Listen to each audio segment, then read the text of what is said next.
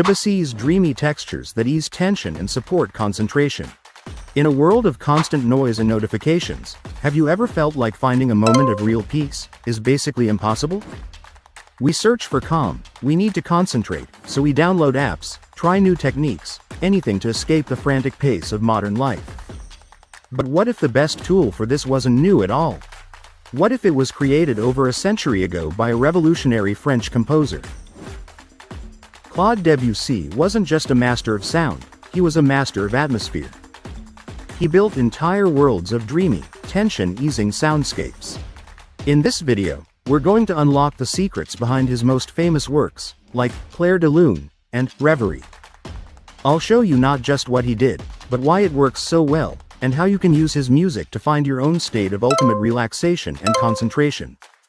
So, before we get into the how, we have to understand the who. Claude Debussy wasn't just writing pretty tunes.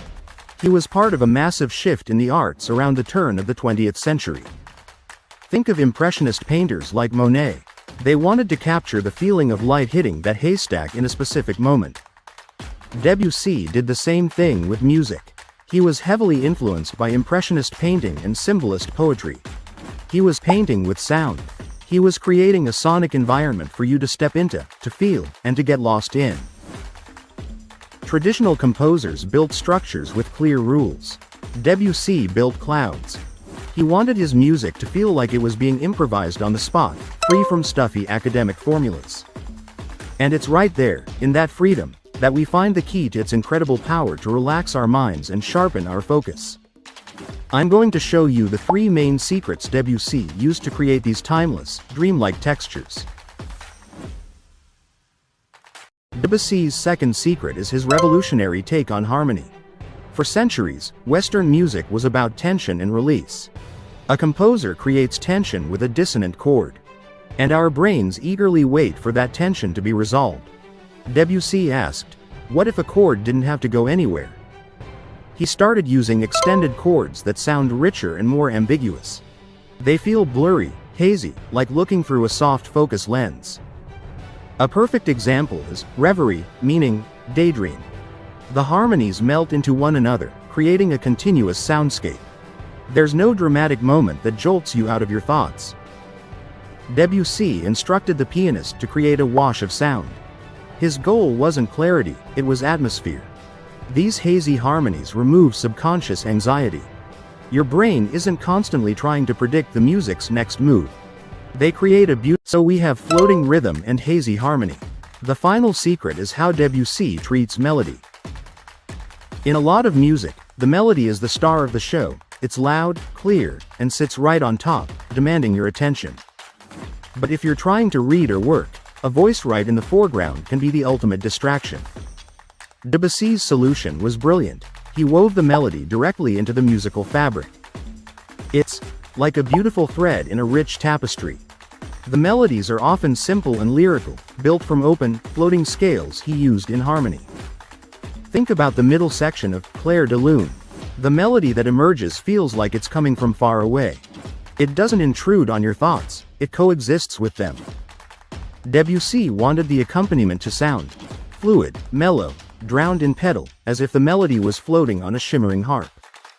In Rêverie, the melody is just as peaceful, but it gets warmer and richer as it's surrounded by more complex textures. But it never, ever fights for the spotlight. This soft focus approach is exactly why this music is so good for concentration. It's beautiful enough to mask distracting background noises and keep your mind from wandering.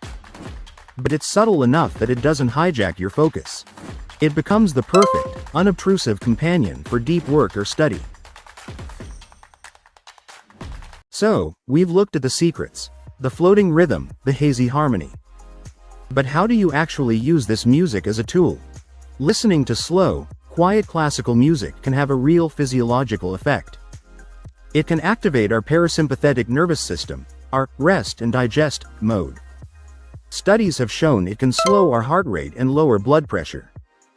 This isn't just a feeling, it's a physical response. Here's a simple guide to trying it yourself. First, set the stage. Find a quiet, comfortable space where you won't be interrupted. This could be with headphones at your desk or with the music playing softly in your living room. Second, for just a few minutes, try active listening. Close your eyes and really listen for the things we talked about. Feel the lack of a hard rhythm. Notice how the harmonies just melt into each other. Listen for how the melody is just one part of the whole picture. Third, after a few minutes, let it go. Let the music slip into the background and begin your work. The music will create a calming bubble around you. You'll find its ebb and flow can gently guide you into a state of relaxed awareness.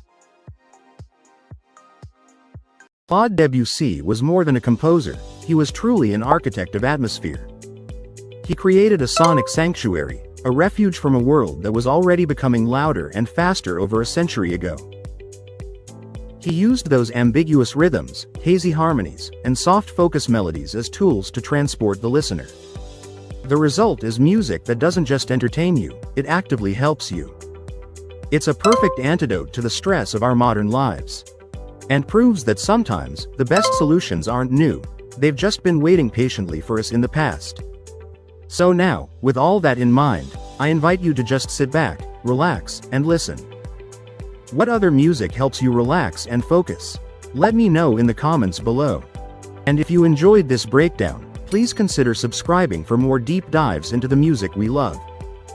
As the final notes dissolve into silence, we're left suspended, weightless in a world crafted by Debussy's imagination.